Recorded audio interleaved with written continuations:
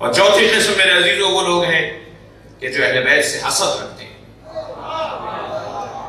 وہ بظاہر تو کلمہ پڑھ رہے ہیں مگر ان کے دل میں اہل بیت کی محبت نہیں ہے۔ بڑی تعداد میں ہے ناصبی، پاکستان میں بھی اور پوری دنیا میں بھی، جنہیں نواسب کہا جاتا ہے۔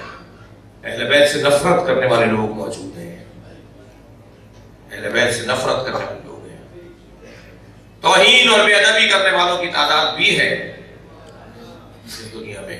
ظاہر ہے ان کا کوئی سلسلہ نسب ملتا ہوگا شام سے، ان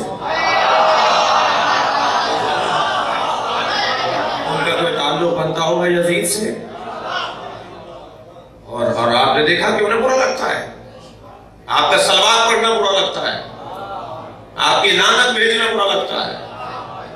انہیں دشمنانہ اہل بیت سے پیار ہے، کوئی تعلق ہے ان کا، واقعی پیش کرو۔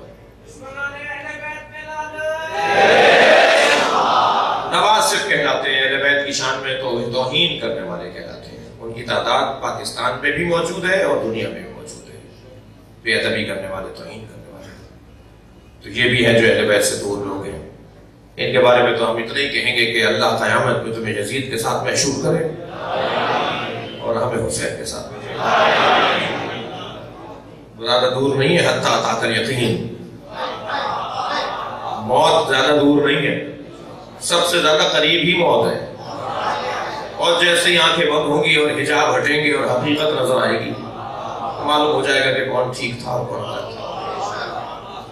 تم اس 4 روزہ زندگی میں جتنا چاہو اپنی مرضی پہ چلو، لیکن مرنے کے بعد سب سے پہلا سامنا علی سے ہی ہوگا،